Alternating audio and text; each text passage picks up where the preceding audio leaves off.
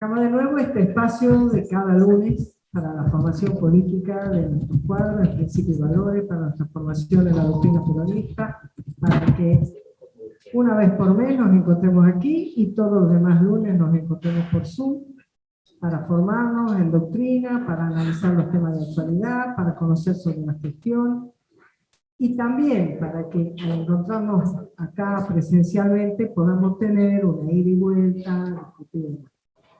Esta ocasión, hoy, inicio de febrero, era muy especial para que le pidiéramos a Guillermo, que es nuestra conducción, que reflexionara sobre un momento que, como los que lo han visto anoche en la tele habrán detectado, no anoche, más precisamente el viernes, cuando él dijo, este es el momento para que se discuta cuáles son las condiciones que Argentina debe discutir con el Fondo Monetario y establecer sobre todo cuál es su proyecto como nación. Así que era una oportunidad para que nuestra formación empiece justamente yendo al hueso de los temas que nosotros, como militantes peronistas, tenemos que cumplir. En el medio de organizar esta charla, tuvimos la dolorosa noticia, dolorosísima noticia, de nuestro querido compañero Santi, que había partido. Probablemente, bueno para él, porque hoy estará con todos los héroes de la patria, del peronismo, de nuestro pueblo, comprendiendo que ellas están como estamos todos, tristes, muy tristes, pero que también, como qué bien lo dijo el cura el otro día, ¿no? En la sala, que todo el testimonio de vida de Santiago irá floreciendo entre tantos compañeros. Así que, si ustedes nos permiten, nosotros nos gustaría pedirle tanto a Ariel, que ha sido su compinche, compañero, como a Sebastián, su cuñado, amigo, que ellos sean los responsables, los protagonistas de hacer un homenaje a Santiago y agradecerles a la familia, a la Valeria, a Lía, a Tati, que estén hoy con nosotros para compartir, a los amigos para compartir el cariño y también, por supuesto, la tristeza. Ariel, querido.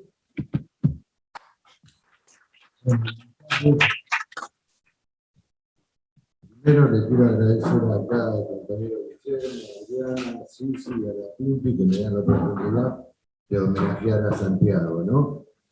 Un compañerazo. Me cuesta a mí, por ejemplo, separar lo que era el militante, el compañero y el amigo. Porque con él, por ejemplo, nosotros hablábamos toda una noche y al otro día salíamos a hacer lo que habíamos hablado. Y bueno, yo tengo el mejor recuerdo y seguramente él está acá con nosotros. Entonces le quería agradecer a todos los compañeros que me den esta oportunidad. Y yo a Santiago lo recuerdo con todo lo que él hizo, lo que hicimos, porque cuando había que movilizar estaba él, no solamente llevaba las banderas o las hacía la bandera, sino cuando había que juntarse para tener una reunión, él encabezaba, tenía la iniciativa, cuando tuvimos que tener una unidad básica la tuvimos, hicimos los actos, un montón de cosas con Santiago, la verdad. Era hacer y hacer. Seguramente ahora está con Perón, con Evita, con Abinet, con Mariana, con nuestros compañeros que iban al frente como locos, ¿no? Lo importante era Abinet, ¿no? Y bueno, para mí es un orgullo poder homenajearlo y pasamos un montón de cosas juntos y también en lo que es en la política y en la amistad. Y bueno, para mí los compañeros tienen que tener una relación como la que teníamos nosotros, porque solo no se puede hacer nada. Evidentemente solo no se puede hacer nada, y él siempre me decía, 4 ojos ven más que 2 ojos. Y bueno, llegábamos a las conclusiones y después hacíamos lo que teníamos que hacer y lo que habíamos planeado la noche anterior. Un compañerazo. Quería contar una anécdota que está Guillermo en esta anécdota. Bueno, que habíamos hablado con Lila porque había que armar Capital, una serie de unidades básicas, ¿no? Entonces Lila nos venía a decir, nos dijo a nosotros decimos, pero Lila, sin una moneda no podemos hacer nada. Bueno, yo voy a hablar con Guillermo. Entonces, una mañana nos llama Lila y nos dice, ya hablé con Guillermo, que el que quiere plata que se lo vaya a pedir a él. Y bueno, nos quedó eso. Y seguíamos caminando con Santiago por Avenida Mayo y decimos, vamos a visitar a Guillermo. Ya nos habíamos olvidado lo que había dicho Lila. Y fuimos a visitarlo, que nos atendió Lili, como siempre. Y cuando llegamos a verlo a Guillermo estaba con la mano en los bolsillos. Así. Decíamos, claro, nos habíamos olvidado de la parte esa de que si necesitan plata, que se la pidan a Guillermo. Y con aquel fuimos, claro, fuimos a saludar a Guillermo y bueno, ahí encontramos a Guillermo con las manos en los bolsillos, ya sabía que íbamos a ser nosotros. Pero bueno,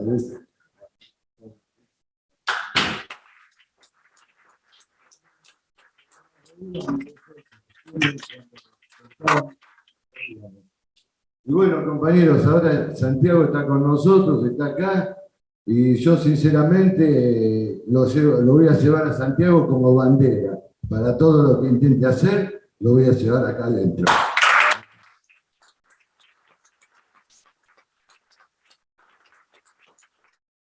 Hoy en las últimas semanas es el segundo compañero que despedimos. En la pandemia también lo tuvimos que despedir a Minet. Al otro lo despedimos en el sindicato de vidrio. El encargado de despedir a la compañera fue precisamente Santiago. Hicimos un pequeño brindis en el partido y fue la última actividad de Santiago que se vino y ahí estaba tomando su serenata. Ya se le complicaba, se notaba. Un gran compañero, un compañero de la causa. Daba y no pedía, flaco daba y no pedía. Y así es el peronismo. El peronismo es darse y no exigir. Así que en esta actividad que vamos a tener, y si tengo bien y pedir a la familia de Santi que viniera y a los compañeros para despedirlo con nuestro amor y nuestro cariño militar. Y ponerlo como ejemplo también de cómo nosotros entendemos el hecho de la política. Que lo entendemos desde la vocación de servicio. Muchos de los que estamos acá, cuando empezamos a hacer política, lo que estaba en juego era la vida. Esta historia de que si sos referente, sos jefe, que estas tontas pavadas. En la época de muchos de los que empezamos acá, a los jefes los mataban. Por lo tanto, si te preguntaban si era jefe, decía, no, al menos tenemos un día más. En esa dimensión de hacer política, es que nosotros nos educamos. Con Perón lejos, en un esquema de distancia muy importante, había 14.000 kilómetros, y a veces nos encontrábamos con alguna carta. En ese momento eran las cintas del general, nos llegaba. O alguno que había ido y contaba lo que el general decía, y uno no dudaba que lo que ese compañero transmitía era verdad. No había ninguna posibilidad de pensar, che, pero será verdad, hay que chequear. La mentira no hacía parte de nuestros esquemas. Y esto es lo que nosotros estamos reivindicando con nuestro espacio, que es principios y valores. Y desde ahí vamos a reflexionar, desde los principios y valores. Miren, estamos empezando a transitar la última etapa de un proceso que venimos hablando y conversando entre todos desde hace bastante tiempo. Esto que estamos viviendo es la sumatoria de decisiones cerradas desde hace algún tiempo y que ya comenzó en los últimos años de nuestro gobierno, el gobierno de la década ganada. Que por esas cosas de la vida estuvimos más de 12 años en el gobierno, ese ciclo que empezó en el 2012 y terminó en el 2015, pero siempre hablamos de la década ganada, que seguramente va desde el 2002 al 2012.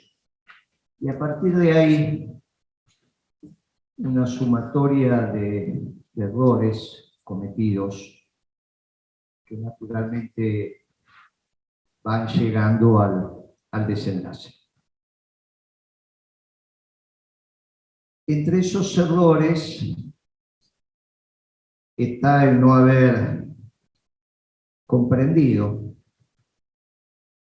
que los procesos que se inician tienen también un desarrollo y en algún momento se completan.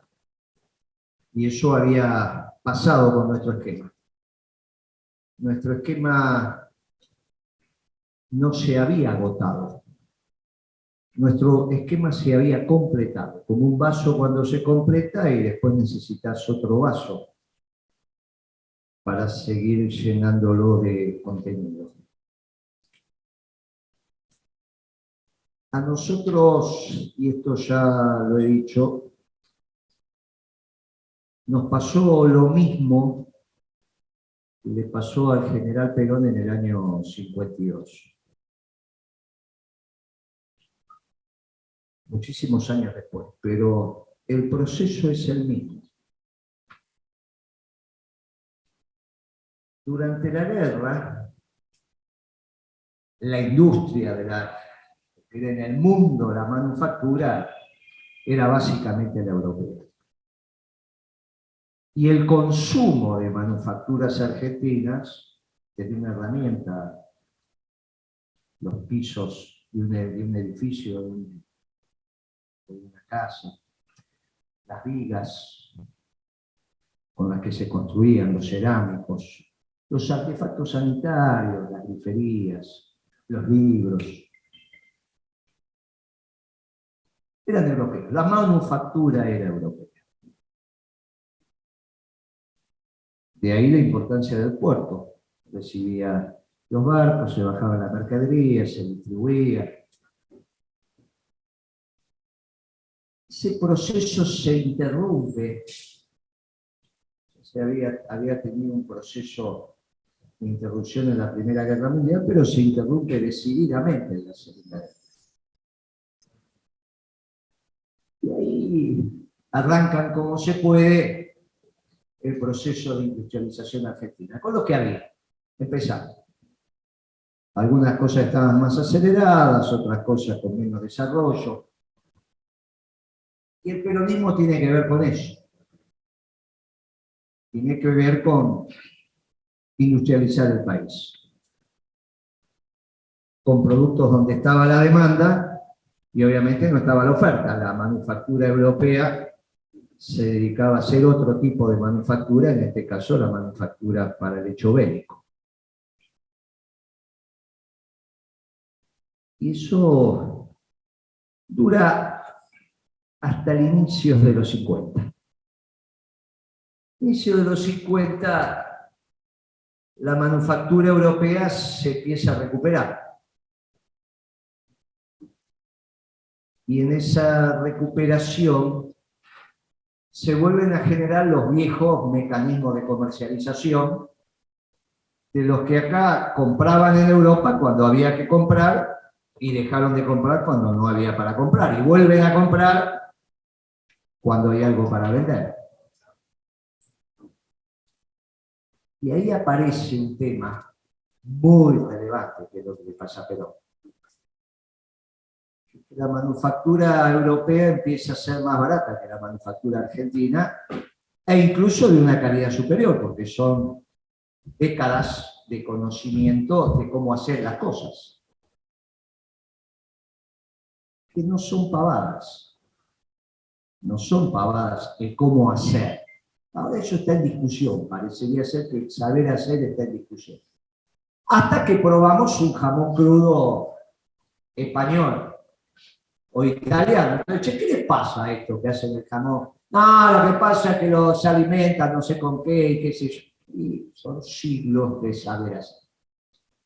Lo mismo nos pasa con los quesos. Claro, estamos hablando de productos alimenticios, cuando vamos a los hechos manufactureros la diferencia es fenomenal. Desde las herramientas manuales a las herramientas más complejas. Eso le pasó a Perón. Y nos volvió a pasar. Claro, eso después trae una confusión.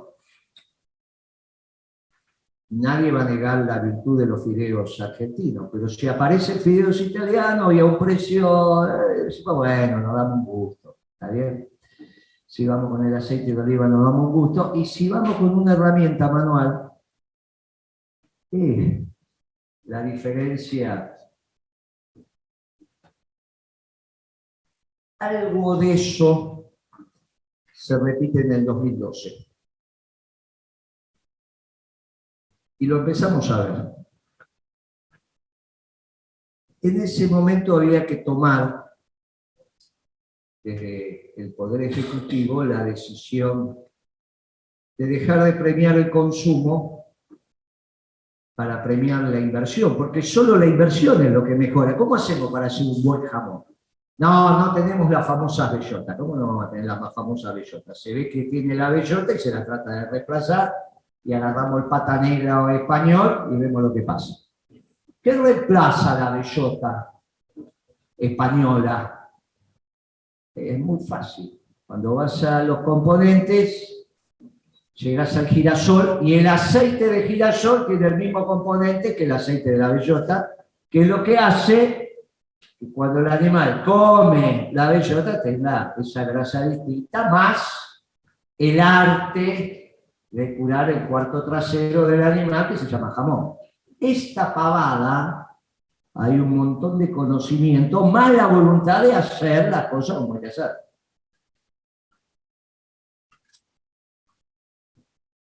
Esto implica que hay que tendenciar a la sociedad al hacer. Y el hacer significa inversión. Se premia. En economía esto tiene que ver con la persuasión y tiene que ver con los premios. El esfuerzo del hacer es más que el esfuerzo del consumir. No hay ninguna duda. El esfuerzo del hacer, el jamón pata negra, es más que el esfuerzo de comernos la pata negra. Acá si traemos la pata negra dura 15 minutos. Si lo saben filetear, mamita. ¿Está bien? Para filetearlo también hay que hacer un cuchillo muy finito de 40 centímetros de largo para que salga la lonja, con un filo muy especial, y ese cuchillo, con un filo muy especial, tiene que tener un acero muy especial, porque si no, no levanta el filo. Y ahí entramos en la metalmecánica. O sea que todo empieza a estar... Ese es el virtuosismo del hacer. Que obviamente es muchísimo más complejo que el virtuosismo del consumir, que también es importante. Nosotros hicimos un esquema donde lo que primaba era el consumo, y en algún momento debíamos pasar al virtuosismo del hacer. Y ahí se complicó la decisión. Pudo haber sido una decisión táctica, puede ser, y donde manda capitán no manda marinero, y ahí se siguió.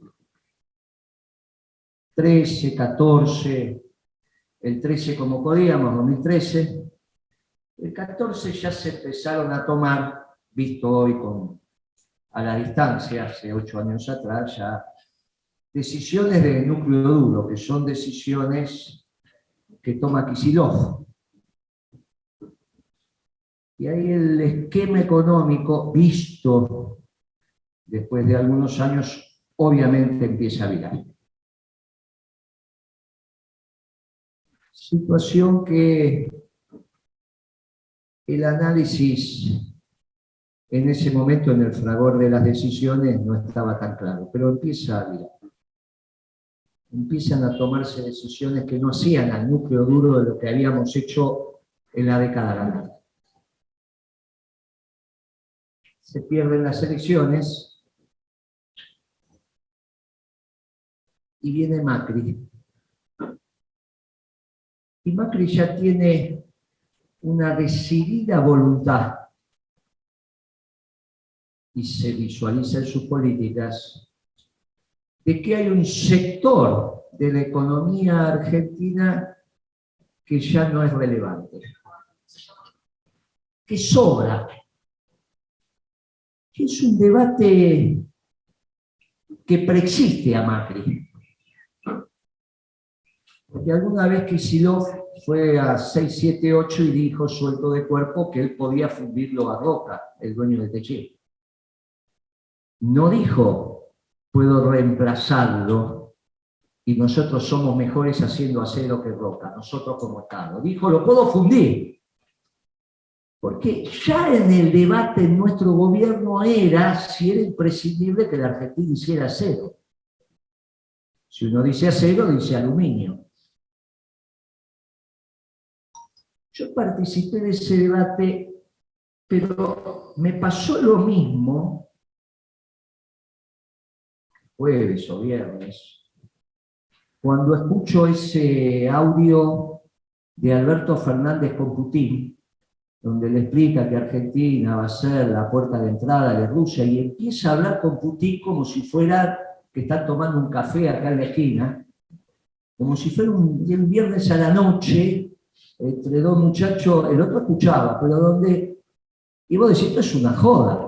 No es, no puede ser verdad esta conversación del presidente con un presidente que está movilizando 100.000 hombres, que está poniendo... Digo, había una dimensión entre el que está decidiendo los destinos de Europa y el otro que le estaba explicando no sabemos muy bien qué. Porque es hasta absurda ¿no? Yo fui a Mendoza ahora y me encontré con el peronismo mendocino, y esto pasa como esto va para todo el país. Los compañeros a veces en los distritos te hablan con nombre de pila de los compañeros, no, y al 10º nombre ya no sabe cuál es, porque imagínate que te pasa en Mendoza, en Bahía Blanca, en Azul, en Mar del Plata, está bien, es lo que los compañeros,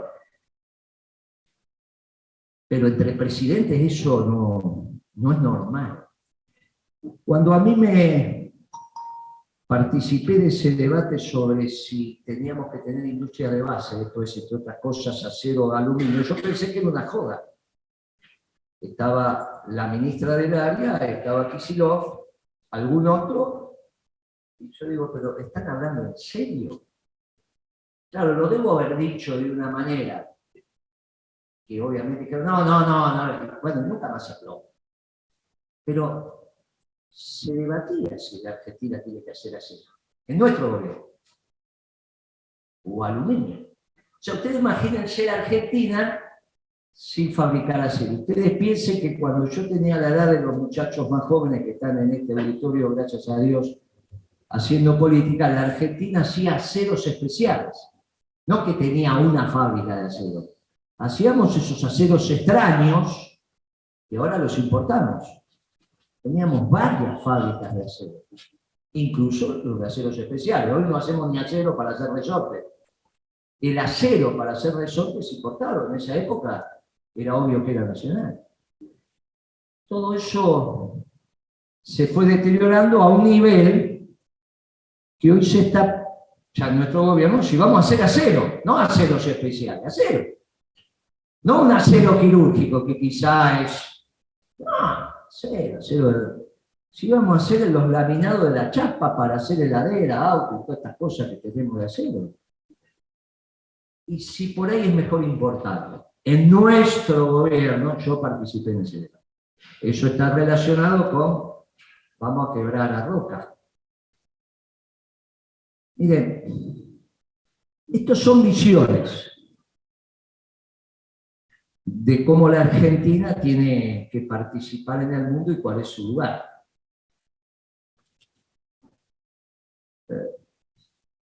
No le íbamos a pedir a Macri que no tuviera esa visión.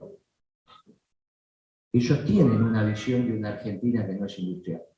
Los chilenos no se plantean tener un Chile industrial. Tampoco podrían. Los uruguayos tampoco.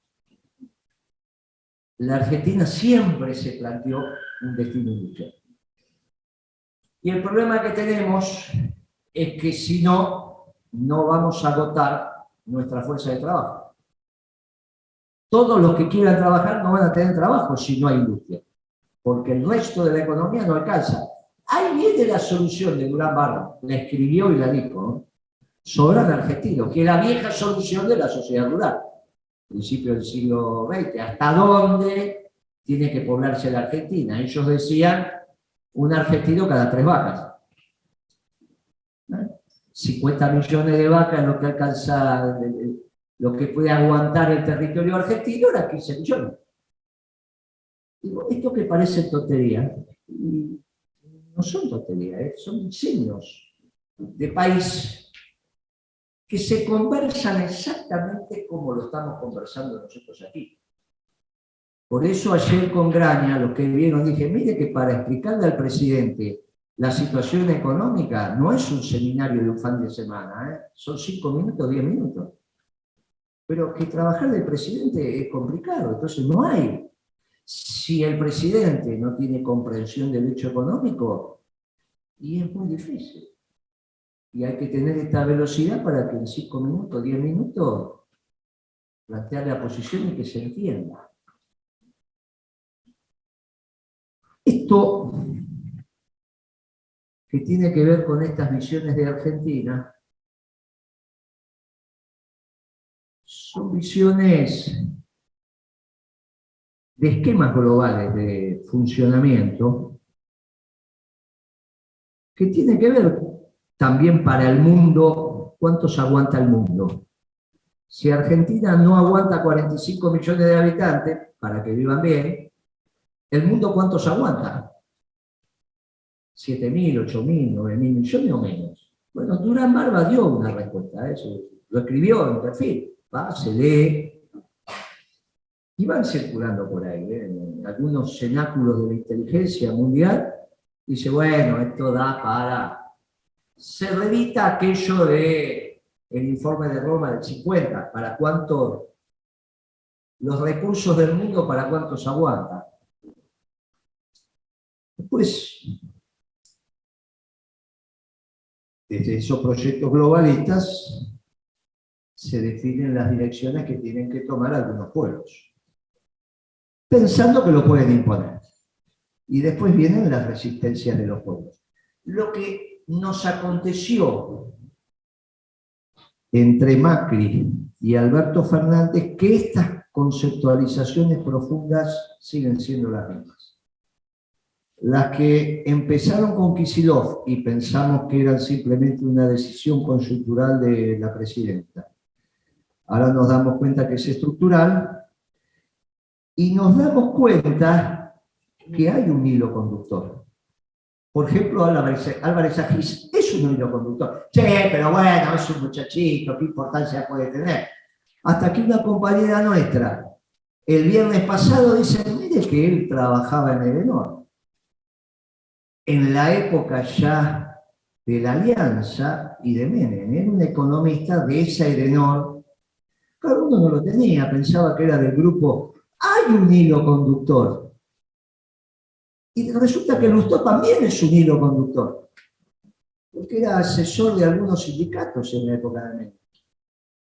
Y después pasó a trabajar con De Narváez, y después pasó a trabajar con Scioli, lo que salió Scioli, trabajó en el gobierno con Solá, después con nosotros, y ahora con los... Y hay un hilo conductor. Hay algunos, y esto tenemos a Beatriz Palleri, por eso lo digo, porque Beatriz, por esta virtud de nuestras compañeras, registran esto. Viste que nosotros tenemos otra mirada más, y las compañeras van precisando detalles, y dicen, mirá Lustó, mirá Álvarez Agís, me parece que fueron elegidos y van puestos, y Álvarez Agís terminó diciendo una vez, no hicimos lo suficiente para que gane Scioli, pero parece que hicieron lo suficiente en el gobierno de Macri para que terminara el gobierno de Macri, porque él mismo lo dice, no, sí, había que... Y si alguien quiere que Macri no termine su gobierno, lo voy a ir a defender a la Plaza de Mayo. Alguien le dijo que diga eso. Y ahora está, y eran sus amigos los que estuvieron en el segundo ciclo del gobierno, y piensan lo mismo. Y es el que Cristina dijo que era el mejor economista de su generación, cuando a mí me dijo que no era ni peronista ni kirchnerista, yo soy cristinista. Yo pensé que era una joda, porque uno tiende a pensar que esas boludeces son una joda. Que no puede ser verdad, que el presidente hablando con Putin es una joda, no es verdad. Y que si queremos una Argentina sin acero y sin aluminio es una joda, no puede ser verdad. Y que si un funcionario de importancia, viceministro de Economía, te dice que no es peronista, no es kirchnerista, que él es cristinista, es una joda. Te levantás y te vas. No vas a tratar de desentrañar el pensamiento profundo porque pensás que no lo hay. Ahora resulta que lo hay. Y te encontrás que hay, desde la verbalización de estos muchachos, proyectos de país. Claro, del otro lado estamos nosotros, que nos formamos en otra política, donde nos servíamos lo que aprendíamos en la vida para la política, para la construcción de un país distinto, más justo, más solidario. Y también hacemos nuestra política y vamos yendo. Y de repente vemos que los caminos se van diferenciando con precisión. Y de repente aparecen los hechos estructurales en la economía que empiezan a marcar que son dos mundos bien distintos. Y lo que decíamos que iba a terminar pasando, pasó, porque llegó el momento de acordar con el fondo. Y ahí ya llegás. Ahí te queda un paquete de harina. Haces pan, haces una pizza o haces engrudo. No hay alternativa, ya te queda un paquete. Tenés que decidir en qué lo vas a utilizar. Incluso tenés harina y tenés sal, pero resulta que con los mismos ingredientes te sale una pizza, te sale pan o te sale engrudo. Ya. Y fue pasando el tiempo y ahora viene la hora de la verdad. Porque esto que terminan acordando con el fondo, lo acuerdan los muchachos que podían también trabajar desde el fondo. Guzmán es un muchacho que dentro de 10 años, 15 años, puede ser funcionario del fondo. De la misma manera que Stiglitz fue funcionario de jerarquía del gobierno norteamericano, fue el que encabezó el equipo de economistas del presidente, que en Estados Unidos este es un club importante, ¿eh? Y él presidía eso, con Clinton. Y como tocaba el saxo, qué sé yo, dice que es progresista, pero no, la verdad que no se define eso. Puede estar allá o acá. O alguien puede decirme, no, Guzmán no va a hacer carrera en el Fondo Monetario, en el Banco Mundial, donde estuvo Stiglitz. Perfectamente, son estos muchachos de la burocracia internacional. O sea, la burocracia internacional, Pichón en este caso, termina discutiendo con los seniors de la burocracia internacional.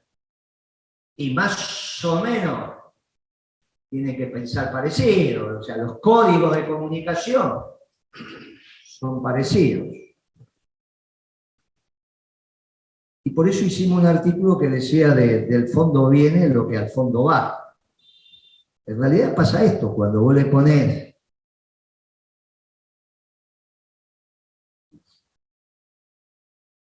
lo que acontece con el acuerdo con el Fondo Monetario, este acuerdo, no hay ninguna posibilidad de no acordar. Digamos, no existe eso de pelearse con el mundo, eso es ridículo. Con el fondo hay que acordar. El tema es qué acuerdo. Este acuerdo, de ninguna manera es un acuerdo light. De ninguna manera, esto... Mire, hoy lo hablaba con... Porque claro, después de lo que está pasando hoy a la mañana, empezaron a llamar los empresarios a ver qué está pasando. Mire, en una empresa hay bastantes gerentes. Una empresa importante, hay gerente de producción, el gerente de comercialización, el de marketing, el de recursos humanos, y hay alguien por ahí que se llama gerente financiero, que es el que maneja la plata.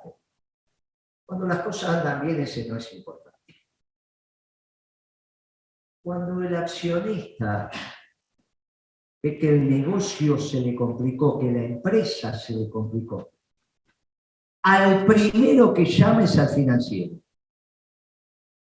Junta la estructura de gerentes y le dice al financiero, dígale lo que pasa. Y el financiero, mirando al resto de los gerentes, le dice, nos quedamos sin plata. Y a partir de ese momento, el de marketing dice, el de comercialidad, el de producción, se entran a mirar todos como unos pavos, y el único que habla y manda es el financiero, porque el dueño o el accionista o el presidente dice, nos quedamos sin plata. Ahí apareció la verdad de la milanesa. El Fondo Monetario, y esto lo dijo el ministro el viernes que hizo la conferencia de prensa, este que pasó no, el anterior, dijo, mire, como en toda negociación, nosotros nos paramos en un córner, en un rincón y el fondo en otro, y fuimos acercando posiciones hasta que llegamos a donde llegamos. Quizá eso fue lo más importante de la conferencia.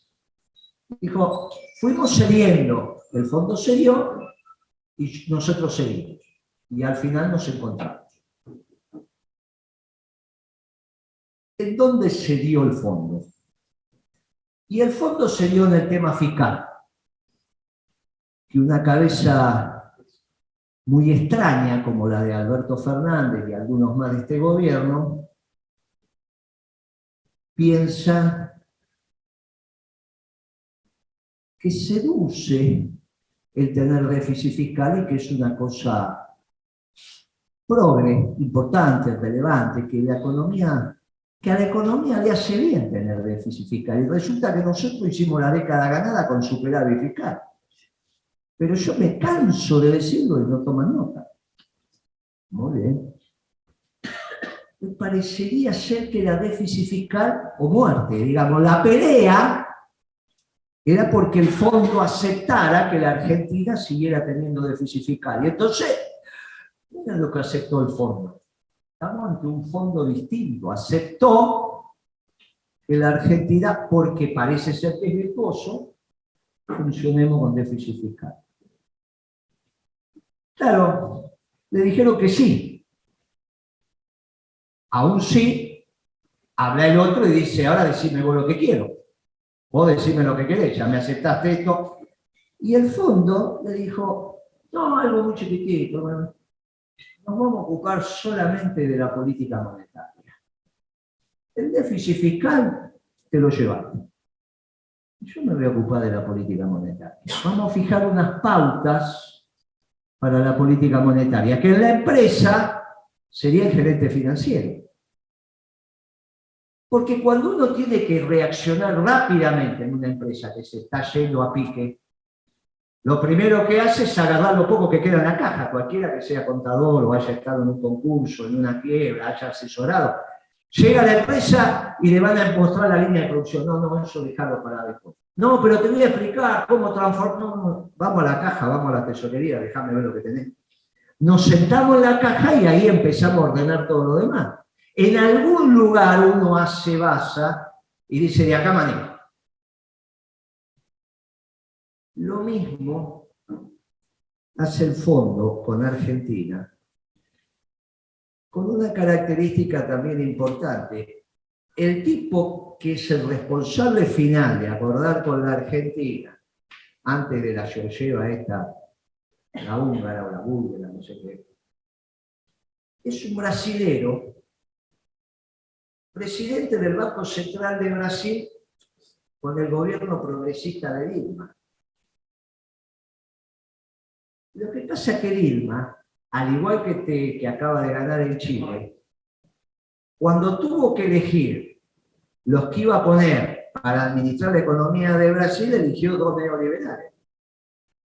Lula eligió uno y lo puso en el Banco Central. Ya Dilma superó a Lula y eligió dos ministros de Economía y Banco Central. Uno es este. No, trabajó en el gobierno de Dilma. No, el muchacho, esto no es. Y en general, los muchachos que terminan teniendo responsabilidades con Argentina, como la Argentina es tan difícil, desde el fondo, cuando salen mal lo mandan a la biblioteca o al archivo. Y este es un tipo jerarquizado en el mundo.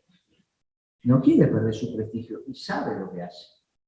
Entonces le dijo sí al déficit fiscal, pero la política monetaria la vamos a manejar nosotros. Ese déficit fiscal lo vas a financiar como máximo con el 1% de darle a la maquinita. Con Macri, si ustedes se acuerdan, en la adenda de ese acuerdo, primero firman el acuerdo. Ponen un muchacho que era mesa dinerista, que se llamaba Caputo, al frente del Banco Central. Y yo dije, ¿cómo van a poner un mesa dinerista al frente del Banco Central? Es una locura. Pero lo pusieron, duró 45 días. Después vino el fondo y lo echó. Y vino el amigo de Álvarez Agis, que se quedó hasta el final.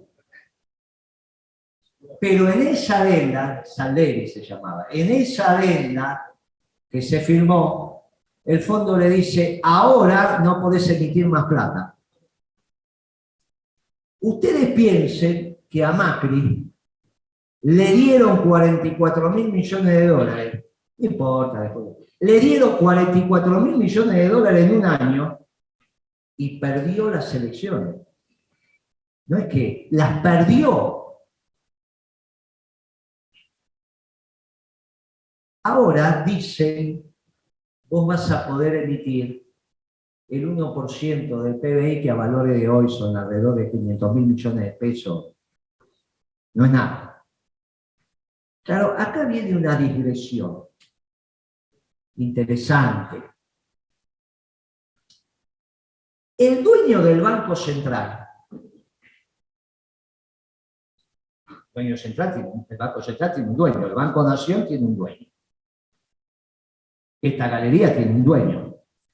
El Banco Central tiene un dueño, porque es una empresa sin fines de lucro, como usted aquí, con una empresa con una característica muy particular. Su estatuto no está comprendido en la 19.550, que es la ley de sociedades. Hicieron una ley y crearon una empresa. Pero no deja de ser una empresa, funciona y tiene un dueño. Hasta que uno no dice esta cosa, parecería ser que el Banco Central no tiene dueño. ¿No? Parecería ser porque nosotros nos criamos pensando que el Banco Central es como un misterio de las 7 llaves. ¿Quién es el dueño del Banco Central? Y es obvio, como el dueño de cualquier empresa, que puso la plata. ¿Cuándo se crea el Banco Central? En el año 35, después de la megacrisis del 30. ¿Quién hace el primer estatuto? Prebisch. ¿Quién es Prebisch? El primer ministro de Economía de la fusiladora. Progresista, dice también, pero se había formado en Inglaterra. Igual que Lustó. igual que toda esta caterva de economistas que es muy interesante, porque el mismo Prebisch que hace el Banco Central es el primer ministro de Economía de la fusiladora y el que entra en la Argentina al Fondo Monetario, y el que circula en la inteligencia argentina, que es un economista progresista, porque es del estructuralismo latinoamericano, junto con Fernando Henrique Cardoso, que también fue un presidente brasilero, que ni bien asumió de presidente, dijo: todo lo que escribí no es lo que voy a aplicar. Que también era del progresismo. Acá daba conferencias en la Vitela, que en esa época era un circuito artístico, y era el progresismo, siempre antiperonistas, pero era el progresismo. ¿Cómo se van encontrando los progresistas y los antiperonistas siempre? A lo largo de la... Impresionante. ¿A quién le hizo poner Prebisch la plata cuando armó el Banco Central? Y es obvio, al Tesoro Nacional. ¿El Tesoro Nacional dónde está? En la Secretaría de Hacienda. O sea que el dueño de la Secretaría de Hacienda, del Ministerio de Economía, que es designado por el presidente por decreto. Por lo tanto, el accionista del Banco Central, porque el Poder Ejecutivo es unipersonal, es el presidente. Ahora, por más que el presidente sea el dueño del Banco Central, tiene un estatuto de funcionamiento, pero a su vez tiene algo que ninguna empresa puede violentar. Ni en la Argentina, ni en el mundo. Acá hay un montón de contadores, hay de uno y hay varios. Que es la ley de la partida doble. Si algo entra, algo sale. Esto lo inventaron un cura italiano para controlar sus negocios. Bueno, una cosa extraordinaria. Pero los contadores de esto se ganan la vida y es una cosa extraordinaria. Pero nosotros nos enseñaron que si algo entra, algo sale, y que entonces hay cuentas activas, hay cuentas pasivas.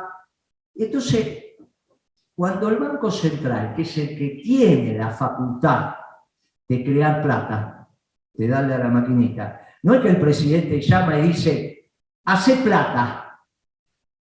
Y entonces el presidente del Banco Central dice: hago plata y la largo al mercado, como uno piensa que va y la tira por el helicóptero. No, es la ley de la partida doble. O sea, si por un lado creo plata, y es una deuda del Banco Central contra todos los que tenemos pesos en el bolsillo, del otro lado tiene que haber un activo, porque la plata en el balance del Banco Central, la plata que emite el Banco Central es un pasivo, es una deuda.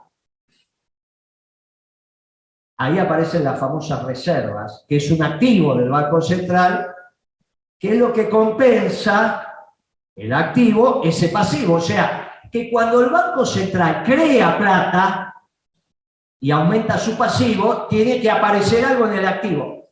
¿Cómo se resuelve esto? ¿Cómo resuelve el presidente esto? Le dice al secretario de Hacienda, firman una resolución conjunta con el secretario de Finanzas por esas cosas de la vida, y emiten unos bonos. Y entonces van al Banco Central y le dicen: te dejo un bono, que es una deuda del Tesoro contra el Banco Central, el activo. Y entonces una deuda es un activo del Banco Central.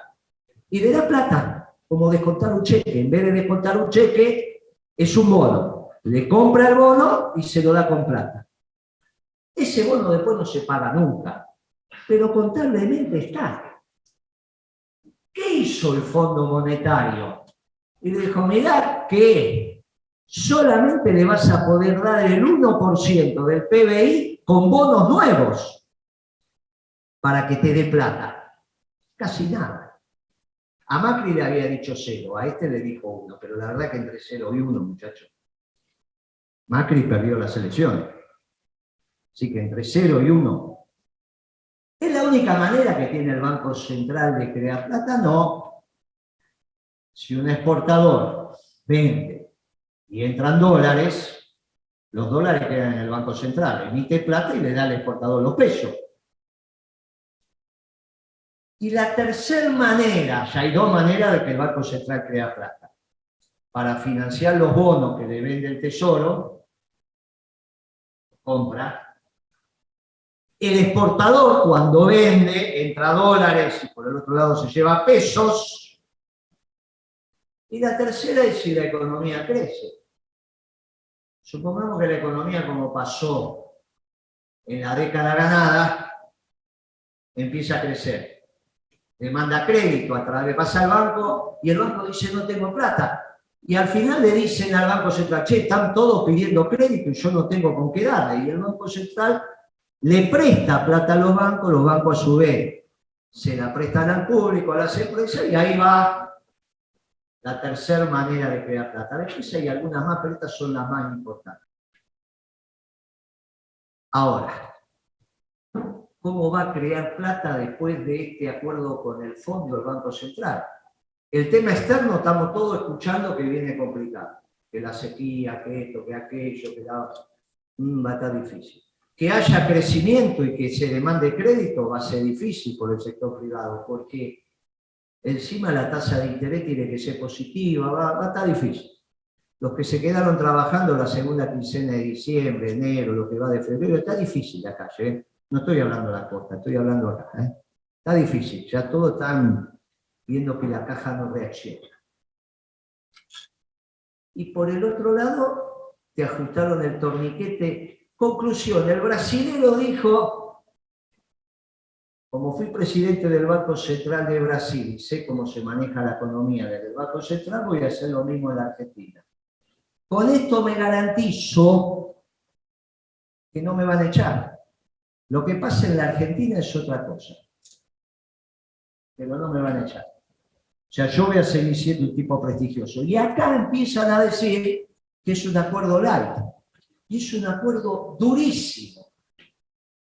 Por lo que acabo de contar.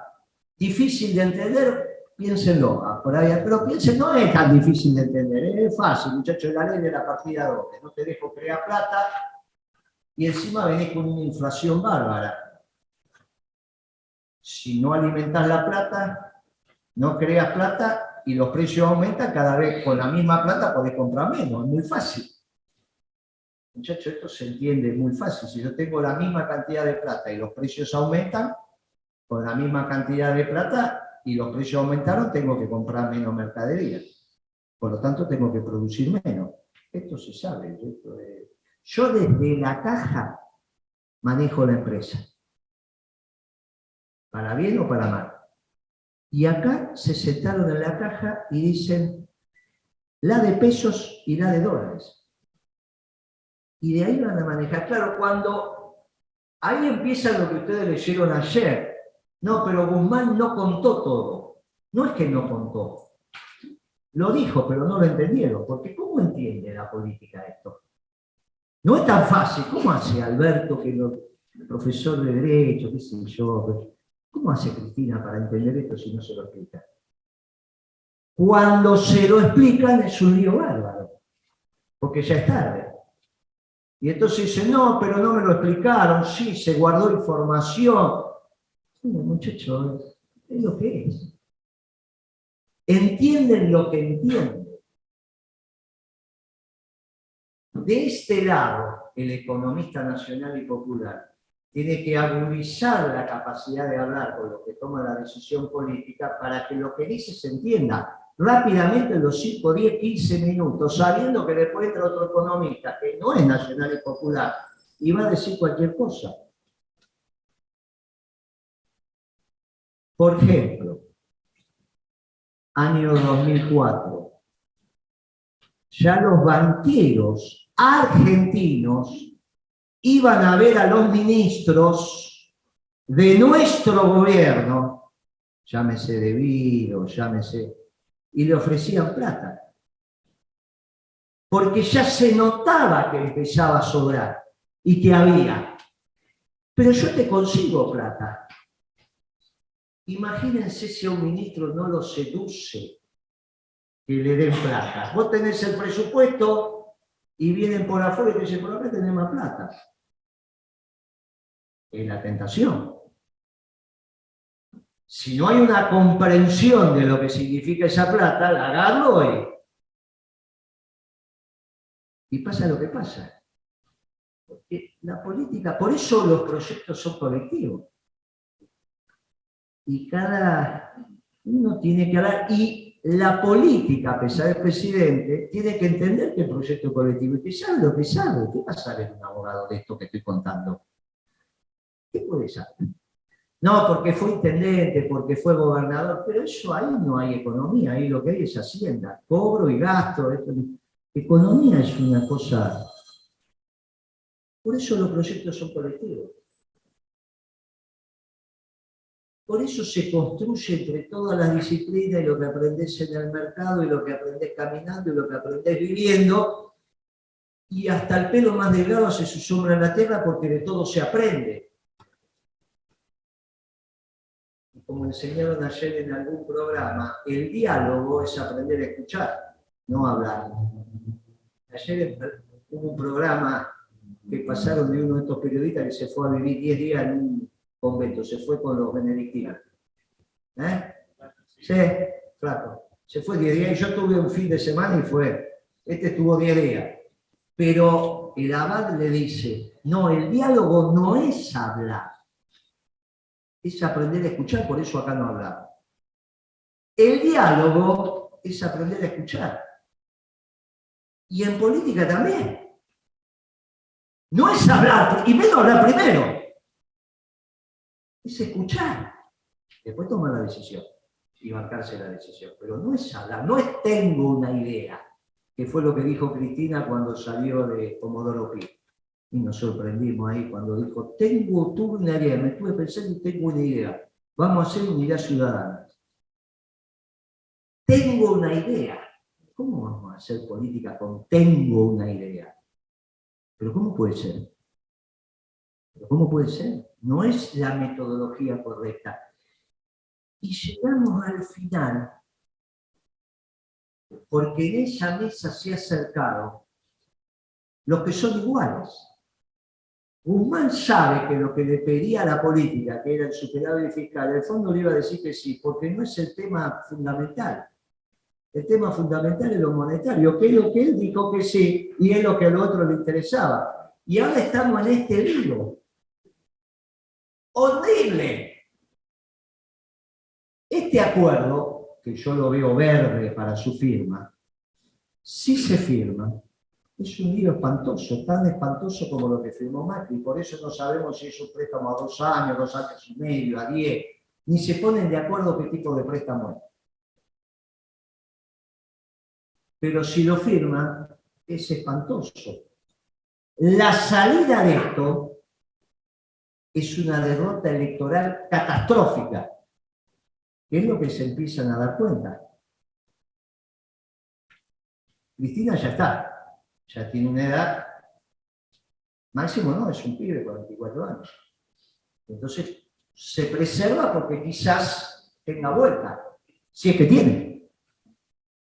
Porque por primera vez puede ser que ellos lleguen a la raíz del pasto. Siempre nos costaban a nosotros, nos mataban a un compañero, nos fusilaban, nos hacían desaparecer, pero la raíz estaba. Es la primera vez que ven que pueden llegar a la raíz. Nosotros lo dijimos esto y lo venimos diciendo desde hace mucho tiempo. Y ellos se dan cuenta. Y ahí está lo que está pasando en la política. Esto es lo que está pasando. Con la comprensión de lo que se puede comprender. Y haciendo de lo que podemos hacer. El tema es cuál es nuestro rol. El tema es cuál es nuestro rol como espacio político. Y nuestro rol como espacio político es honrar la memoria de los compañeros. De los que fueron fusilados o los que se nos murieron porque Dios así lo dispuso, como Santiago. Es honrar el compromiso de los que hicieron política con nosotros, sabiendo que hay un proyecto que abraza al pueblo argentino, que es el proyecto peronista.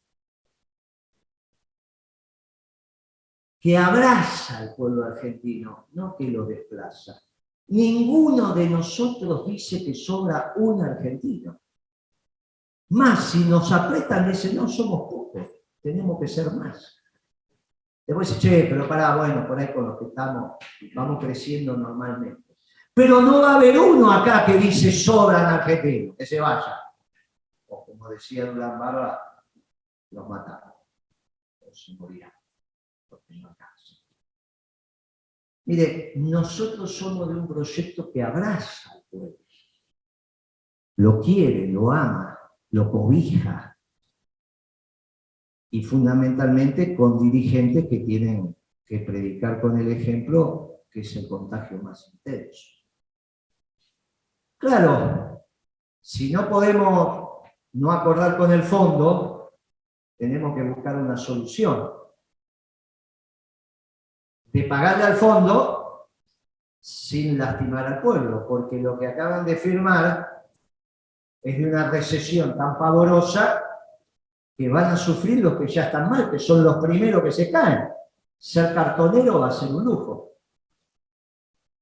Porque va a tener el changuito, ojo que ya pasa esto, si no vayamos al 3x2, ya no hay. El cartonero es un nivel superior, ya lo saben, hay muchos que me están, sobre todo los de Gran Buenos Aires, me están diciendo, sí, ya tener el carrito y tener la posibilidad de venir en el tren y tener y agarrar el carrito y que te suba un colectivo, ya es otro nivel, aunque duerman toda la semana en la calle y duermen en su casa fin de semana porque tienen que cuidar la recolección. Es una economía de recolección. Imagínense a dónde llegamos. Lo que ustedes ven acá se estudió en la historia de la economía y se llama economía de recolección. Era cuando el hombre salía a cazar, por eso dicen la mala lengua que ven más lejos, y las mujeres siempre encuentran todo porque recolectaban. El hombre venía con la presa y la mujer agarraba las frutas y las verduras. ¿Está bien? Esa economía es la de recolección. Ahora tenemos la economía de recolección con el cartón y con todo lo que los muchachos... Pero eso resulta que hay otros más abajo todavía. Hay otros más abajo que no existían en la Argentina. Así que imagínense lo que va a ser cuando esto del fondo se ponga en acción, si es que se firma. Claro, ante eso nosotros hacemos otra propuesta, que es que pongan la plata lo que lo pueden poner, que son los terratenientes de la Pampa Húmeda, donde hay 7.500 millones de dólares. Y la respuesta generalizada, porque no es que ahora estamos diciendo esta propuesta, hace 1 año y medio que venimos con esto, o 2, cuando sabíamos que se iba a acordar con el fondo, ya en el 18, cuando empezaron con el fondo. Miren, siempre la misma la respuesta. La correlación de fuerzas no da. ¿Qué fue lo que le dijo el pibe marino, el C5N? Pero no da. Da para lastimar al pueblo y no da para mirar fijo a la sociedad rural, pidiéndole un esfuerzo patriótico y diciéndole te voy a dar un bono. Respetamos el derecho de propiedad, lo único que quiero es que me permita que con esa plata que te está llevando le paguemos al fondo y de paso bajamos el precio de la comida. Que bajando el precio de la comida se respira de otra manera. ¿Sabes? Ganás lo mismo, pero te bajás el precio de la comida y respirás de otra manera. Porque te sobra. ¿Qué fue la magia del peronismo? Fue eso, tener siempre la comida adecuada, el precio de la comida, al salario. Entonces el trabajador comía seguro, después lo demás. Las horas extras era para comprar un equipo de ladrillo o 10 bolsas de cemento. Pero la comida estaba... Esa es la diferencia entre el gobierno peronista y otros gobiernos, el precio de la comida. Por eso es tan importante el precio de la comida. Es lo que dinamiza todo esto. Ahora, claro, esto es lo que le estamos pidiendo. La propuesta está explicada. Lo que dicen que no da la relación política, la relación de fuerza. Y bueno, entonces tenemos que construirla. Ahí tenemos nosotros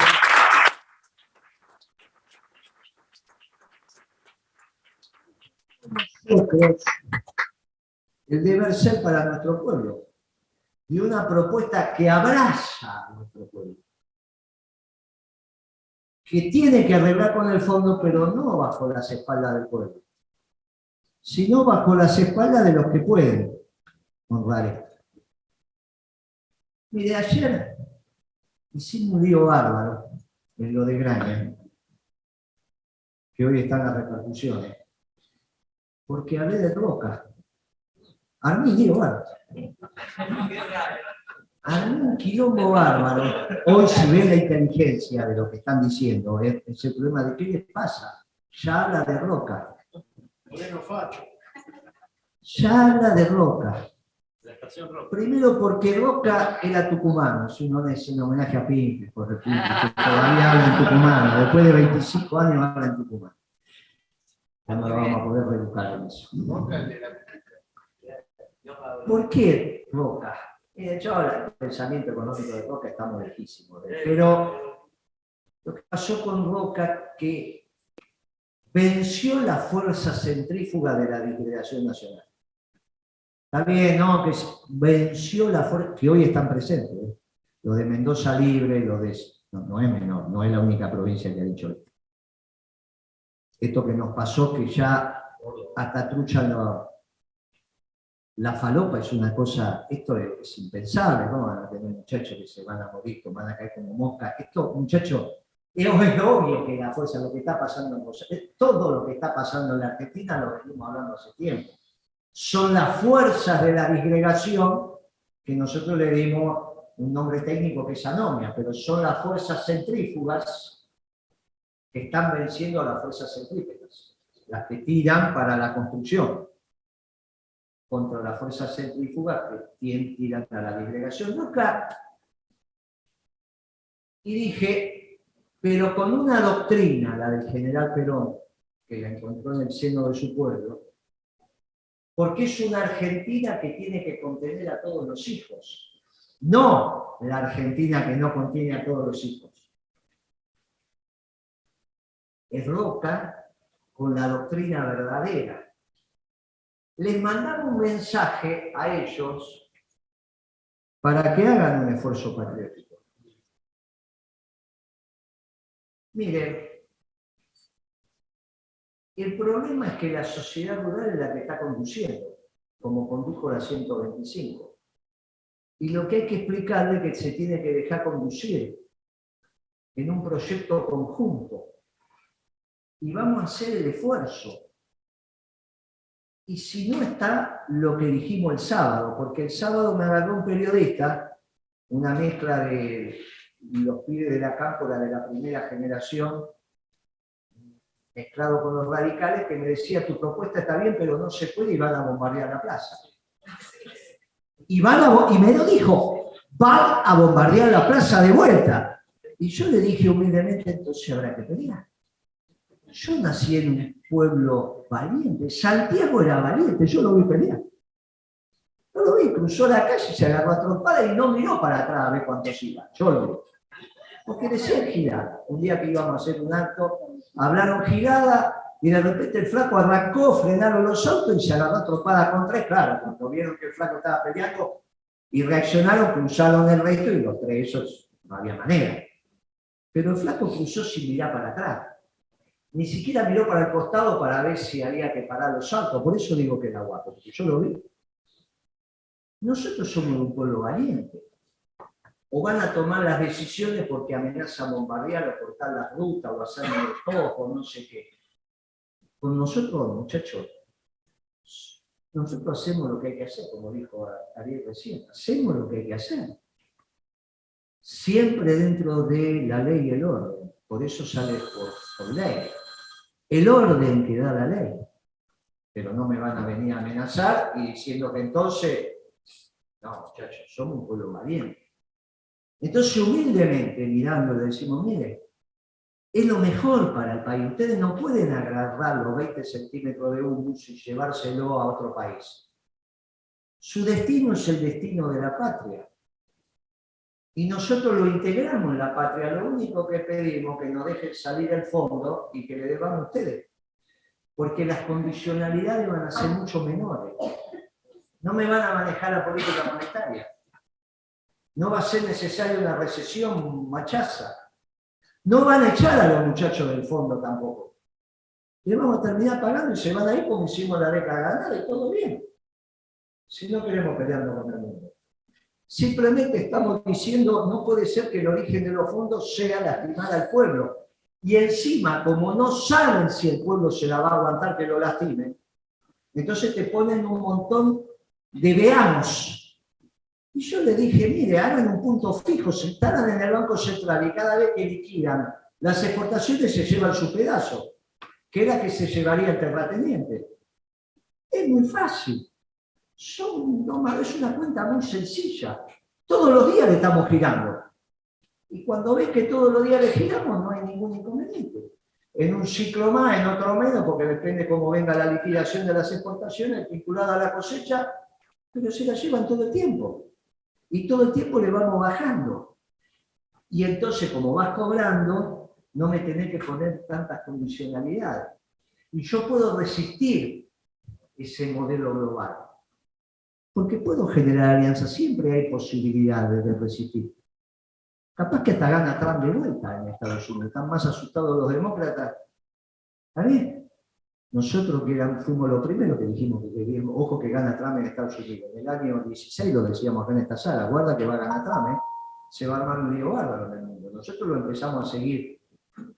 Y la verdad que entendimos lo que el tipo estaba haciendo. Y a nosotros a la Argentina no le va mal cuando gobiernan los republicanos. El problema le va mal cuando gobiernan los demócratas, por ejemplo, cuando está Braden. Braden era demócrata. Cuando están los demócratas nos va complicado. Cuando está Obama, cuando estaba Bush teníamos grado de libertad. Cuando vimos Obama, un igual. Con los demócratas, el problema es que el presidente piensa al revés, pensaba que le iba a ir mejor con Biden, se festejó.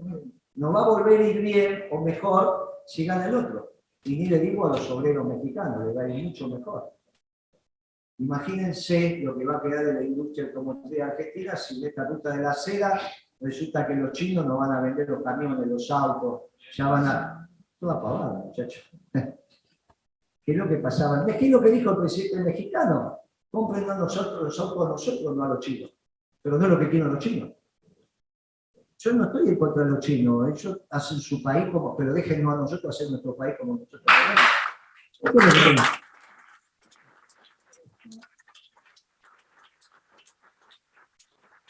Está en discusión. Se empieza a resolver ahora, Como dijo Sabina, al final llegó el final. Y estamos en el final. Y esto está en discusión. Y nosotros tenemos la responsabilidad de decir estas cosas. Nadie las dice. Y me invitan. Y yo aprovecho y las digo. Y se arman unos líos bárbaros. Si nosotros somos capaces de caracterizar correctamente a la pampa húmeda, que no son solo los terratenientes, que son los productores, que son los contratistas y que son los trabajadores, por ahí podemos conducir la pampa húmeda. Si los terratenientes entienden lo que hay que hacer, ya no tienen la marina que los cuida. Porque que te cuidara la marina era la que te bombardeaba el puerto. Ahora ya no está la marina que te cuida. Ya son ellos. Pueden entrar en razón, pueden, porque le estamos pidiendo un esfuerzo patriótico. Y si no, tienen que saber que hay un pueblo de valientes, que va a hacer lo que tiene que hacer. En el proyecto de Argentina, y no hay muchos más que entiendan la política así, ¿eh? Porque los demás cobran un sueldo que si no tienen ese sueldo, o sea, la mayoría de los militantes políticos del resto de los espacios trabajan en el Estado. Ojo que ahora también le cambiemos, o son empresarios que tienen mucha plata, pero la militancia también, el que no trabaja en la NU, trabaja el 3 de febrero, si no en Mar del Plata, si no en La Plata, y si no en Capital, y si no... Ojo, El día que digamos dónde está la mayor concentración de militantes en la actividad privada, vamos a ver qué principios y valores. ¿Sí?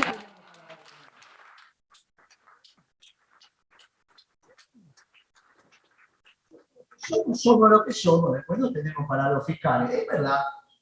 Pero esa es una manera de hacer política. Después hay otra manera de hacer política. que es explicar lo que hay que explicar, decirle de cara al yo lo que hay que hacer. Decir que hay otra Argentina posible, con actores que vamos a decir lo que hay que decir. Que no nos enganchan, ¿cuántas carpetas me habrán buscado, muchachos? Desde la nata para acá todas. Si estuviera la nata acá, diría, estuve 1 año y medio investigando los morenos, no encontré nada. ¿Qué habrá encontrado? Alguna cosa, algo me habrá encontrado, pero nada relevante como para que ni a Moreno ni a los que estamos acá.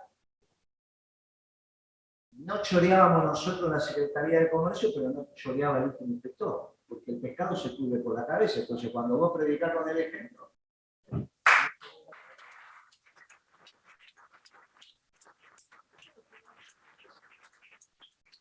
nos tienen que aguantar que digamos esto.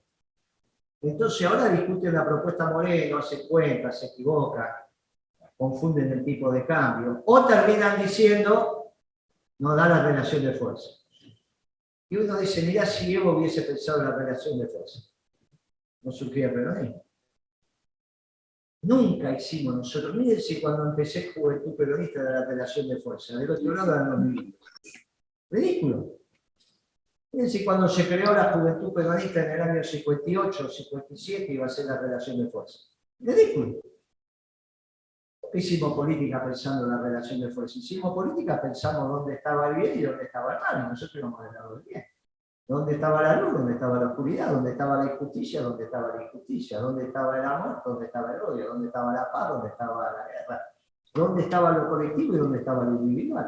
Y así fuimos eligiendo. Y acá no le pasa lo mismo. Por eso son los nombres. Son estos principios ordenadores máximos. Donde también está la valentía, porque no está la cobardía. No es la cobardía los que nuclea a los pueblos. No es.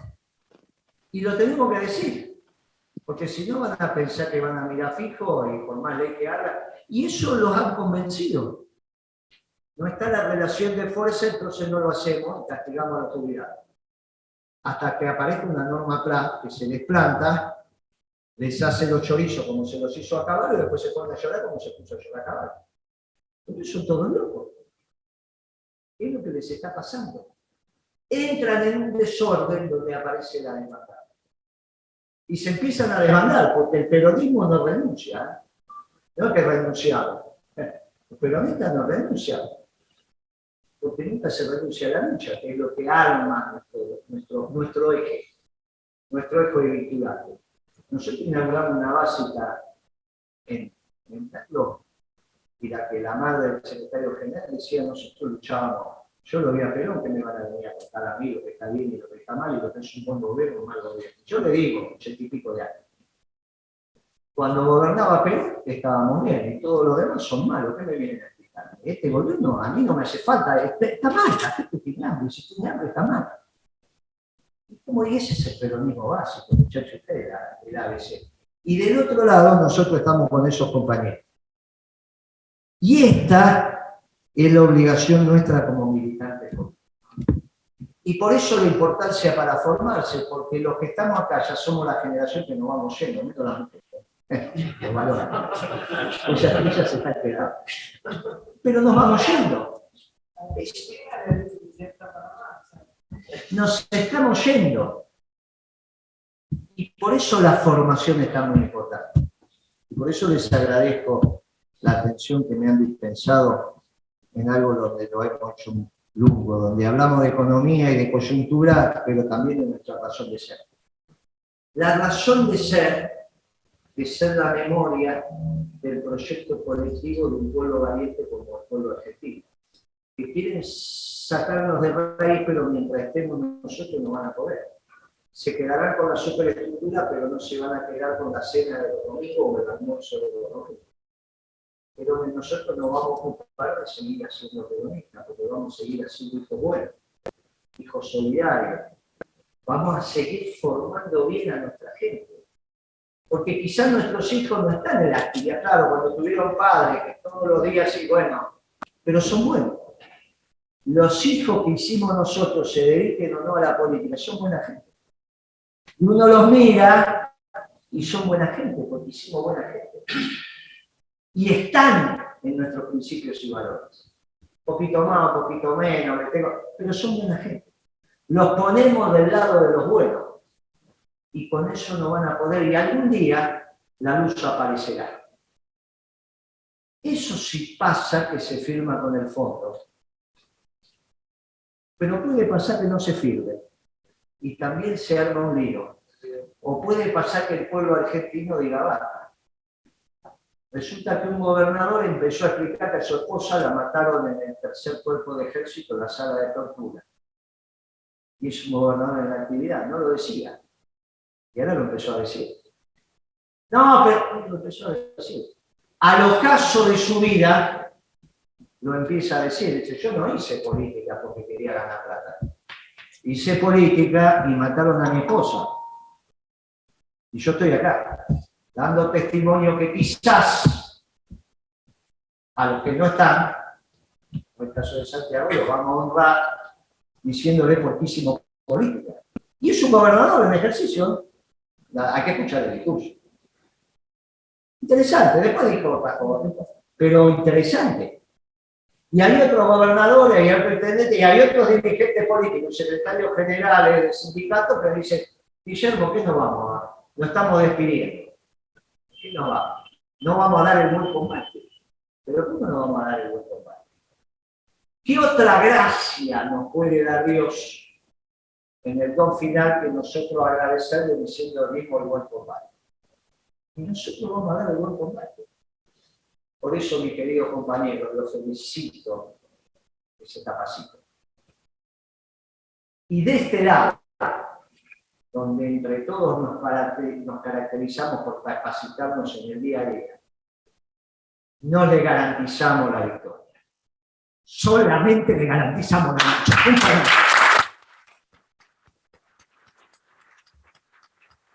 La primera pregunta tiene que ver si la gente de la sociedad rural no quiere hacer el acto patriótico. Esa es la primera pregunta. Y si no llegase a hacer el acto patriótico, estaríamos en una situación pre-revolucionaria. No, va a ser el acto patriótico. No hay alternativa si la organización del pueblo se da. Y si hacemos políticamente lo que hay que hacer. No sé cuándo, pero algún día acontecerá. Por eso nos estamos capacitando acá. Ciertamente estamos llegando muy debilitados, esta es la verdad. El gobierno de Alberto Fernández es un fracaso rotundo y a un nivel tal que Macri parece bueno a esta altura del partido. Bueno, es un desastre. Nosotros pensamos que el de Macri iba a ser el peor gobierno y resulta que apareció Alberto Fernández. Pero bueno, no hay ningún hecho más allá de lo que nuestra doctrina indique para solidificar al pueblo argentino en su territorio. Intentaremos. Por ahora, nosotros lo que hacemos es la discusión de la propuesta y decirle a nuestro pueblo que hay posibilidad de acordar con el fondo desde otro lugar y no con el castigo a los jubilados, a los pensionados, a los asalariados, a los trabajos formales, informales, a las pequeñas y medianas empresas urbanas, rurales, etcétera, etcétera, etcétera. Y sobre todo decirle al pueblo argentino que el peronismo está aquí para garantizar una Argentina industrial. Porque una Argentina industrial es la que integra el aparato productivo, obviamente con el campo, con los servicios, con el turismo, pero es la que permite integrar, es la que permite que haya investigación y desarrollo, es la que permite que se agote la fuerza laboral y que todo aquel que quiera trabajo lo consiga. Obviamente venimos de una decisión tomada de elegir como presidente a un muchacho socialdemócrata y las consecuencias se van a pagar, como la vergüenza ajena que te dio en su entrevista constitutiva. Bueno, te da vergüenza ajena. Y lo habíamos dicho acá. Alberto, va a llegar un momento en que te va a dar vergüenza ajena. Y bueno, ya estás con vergüenza ajena. Ahora hay que hacer tripas corazón y el único proyecto sensato que está en el espacio de lo nacional y lo popular seguimos siendo nosotros. Teniendo todavía un guía espiritual, que lo vamos a tener algunos años más, que es el Papa. Y esta es la primera vez que nuestro discurso también tiene un correlato a nivel global. Hoy cuando vos lo escuchás al Papa, escuchás la caracterización de un mundo que te gustaría vivir, que es parecido al nuestro. Al peronismo nunca le había pasado. Esto no significa que el Papa es peronista, significa que es uno de los nuestros que cuando se imagina el mundo en el plan de Dios es el plan que vos querés. Es el mundo que vos te imaginás. Por eso hay una conducción estratégica a escala global que es hacia dónde queremos que vaya el mundo y obviamente la Argentina. Y todos los demás somos los actores tácticos que van tratando de que con el menor esfuerzo posible lo construyamos. En la Argentina, a un modelo neoliberal de Macri le sigue, por los últimos años, el gobierno de Macri le sigue un gobierno socialdemócrata de Alberto, que a su vez Macri sigue un gobierno económico socialdemócrata de Kicillof. Bueno, esto va llegando a su fin. Veremos, lamentablemente, cómo es. Simplemente sabemos que estamos preparados para que en el peor final, que sean las elecciones perdiendo por escándalo, nosotros vamos a seguir con la tea votiva porque sabemos que tenemos la luz y tenemos la verdad. Y a eso me refiero cuando alguna vez, vos lo sabés mejor que yo, los cristianos tuvieron que hacer su servicio religioso también en las catacumbas, pero lo hacían. Y después cuando salieron, no solo hicieron al imperio cristiano, sino que hicieron, bueno, evangelizaron una gran parte de ellos. Nosotros nos toca peronizar. Quedaremos los que sigan, y por eso es tan importante formarse. Nosotros, desde un pueblo valiente, vamos a hacer lo que tenemos que hacer. Y vamos a seguir trabajando por las fuerzas centrípetas, que es la que unen a nuestro pueblo. Con una doctrina que es la doctrina del Movimiento Nacional Justicialista. Pero es tan verdadera que creemos que quizás los terratenientes por primera vez en su vida descubran la verdad. Vamos a hacer todo el esfuerzo para que la verdad también los ilumine. Muchas gracias, compañeros.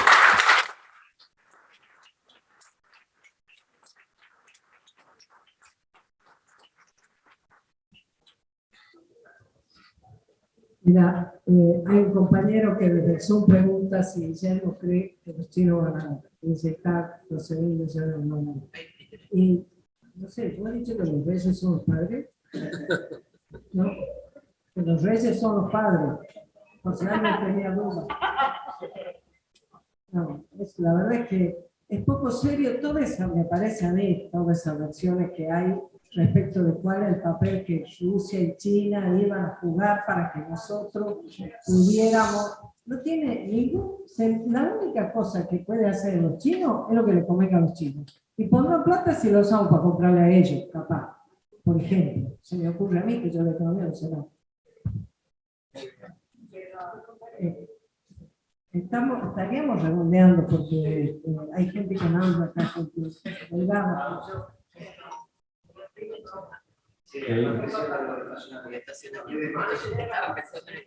Guillermo, un poco lo que dijo Pipi, bueno, sobre el tema de que Alberto Fernández a pasar papelones a Asia. Y realmente no se sabe para qué fue a Asia, o sea, en definitiva, porque fue con las manos vacías y volvió con las manos vacías. Únicamente vino con promesas de inversiones. Los chinos les prometieron 23.700 millones de dólares, pero no en efectivo, porque se va a gastar mucho más. Así que en inversiones a futuro, que ni siquiera está en vista ni una firma ni nada. O sea, mientras tanto, Cristina en la cueva, esperando que nada. El problema es que el compañero pregunta a Cristina. El proyecto iniciado en el 2012 terminó y es un momento muy complejo para los que hacen política quedarse sin proyecto. Pero eso es lo que le pasó. Ahora viene el desbande. Es el momento cruel. Y lo vas a empezar a ver. El primer esquema fue lo de Máximo. Y ahora bien, algunos compañeros me dicen, dejate de ocupar de Máximo, de Cristina, que ya está. Quizás sí, es verdad, ya está. Ocupémonos de lo que viene. Si Cristina tuviera algo para decir, lo hubiese dicho. Si no dice, no conduce. y en política la no conducción dispersa la fuerza. Casi que quizás lo último que hagan es la disgregación de la agrupación. Ya pasó en el peronismo, agrupaciones muy importantes que se disgregaban. Mire, finalmente los contratos aunan también, pero lo único que genera espíritu de cuerpo y proyecto a futuro es que haya una mancomunión en el pensamiento de la nación, y ellos lo perdieron. ¿Qué nación pueden estar pensando ahora? Es absolutamente ridículo. Nosotros tenemos un proyecto de nación. Es cuestión de que en el boca a boca lo sigamos haciendo. Y como somos hombres y mujeres de la trascendencia, no importa si estamos en el momento que se gane. Igual vamos a estar, como todos los que les pedimos, con un aplauso y que lo llevamos en nuestro corazón. Ahí está la hija de Santi que llegó hace un rato. Nosotros somos gente de la trascendencia. Y así como en algún momento nos pasaron la bandera, nosotros la estamos pasando. Y eso es lo importante. Por eso ellos, a pesar que hoy tengan la lapicera, al no ser de la trascendencia, su proyecto se termina con su vida biológica. Mirá qué pobres que son. Nosotros vivimos para siempre. Y ellos solamente viven lo que viven. Esta es una diferencia fundamental. Y en eso de vivir para siempre, encima tenemos la doctrina verdadera. Es un problema de tiempo. A la larga el bien se va a imponer. Lo de Cristina y se quedó sin proyectos. Es su problema. Nadie la obligó a tomar decisiones en soberanía. Gracias, compañeros. Nos vemos la próxima.